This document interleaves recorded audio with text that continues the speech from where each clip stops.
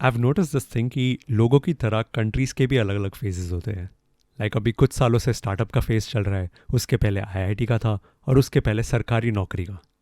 However, for this one solid month in 2016, we as a country had a full-on call center phase, where for 1 month straight, everyone said कि यार ये call center और BPO में ना बहुत पैसे मिल रहे हैं, कि young professionals are minting good money, like 30 grand a month. और minting money की बात करें तो inflation चल रहा है. That was a very smart economics joke that I've left in if Chidambaram sir ever hears this. But inflation, right? So inflation चल रहा है तो people have around 50 lakhs, 60 lakhs in the market and they're losing their sleep over their finances, even though markets have always historically recovered. When I came to do masters in Australia, I somehow didn't lose any sleep over investing 50 lakhs, 60 lakhs into a piece of paper that has no guarantee of recovery. But this is because I made this decision in that one particular month of 2016, and the reason was call centers. What I'm about to say is not funny, but it is genuinely true. My entire rationale was, let me use this money to give myself one opportunity to do what I want to do. And if it doesn't happen, I will happily come back home, work in a call center, and make it all back, 30 grand a month at a time, and then try something else. Thankfully, so far, I haven't had to work in a call center yet.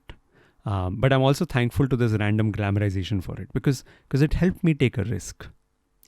I'm currently working on my residency application, which is the opposite of Indian call centers, right? Permanent residency. One is कि you are outsourcing work to India. Second is India is outsourcing worker to you. And as part of this permanent residency application, I have to pass in an English examination. That's right. Bit insulting because मैं English exam पहले दे चुका हूँ when I applied for my masters to show कि देखो जो language में degree करने के लिए मैं तुम्हें 50 लाख दे रहा हूँ ना, वो लैंग्वेज भी आती है और उतना थॉट भी मैंने लगाया है डिसीजन के पहले. And I had topped that English examination, which is not saying much. It's like being the most good-looking person on the Bangladeshi cricket team. So now during my permanent residency application, they asked if I was competent in English. And I said, Sawal, bro, which is the worst time to not say an English word, right? So they said, prove it. And I sent them my 10 on 10 topper English test score from 2017. And they said, and this is true, that the test expires after 2 years.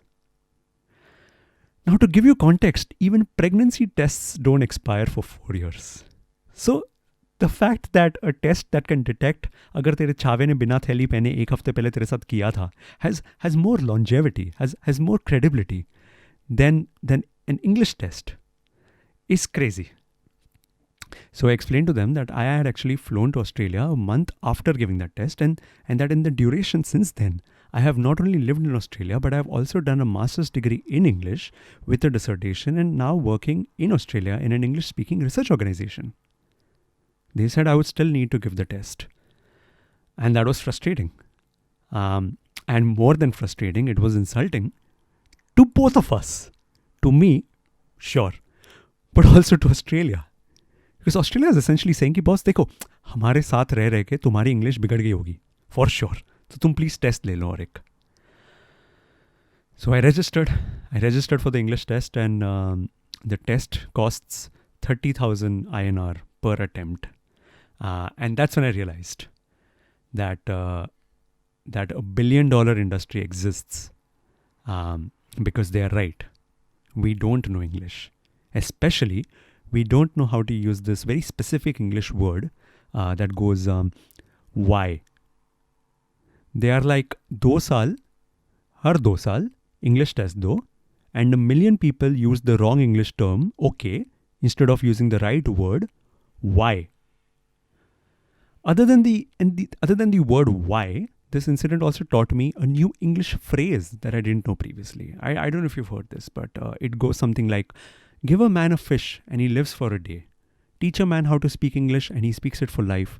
But set up English tests in English-speaking countries that expire every 2 years and you can make a lot of money for your whole life. Great phrase. My English test was last week. And this is true. And now it's all computerized, right? So I was stuck in a crowded room with 18 other young professionals sitting in front of a computer screen with headsets and microphone over my head, while all of us try to speak English to the best of our abilities as 30,000 INR is on the line.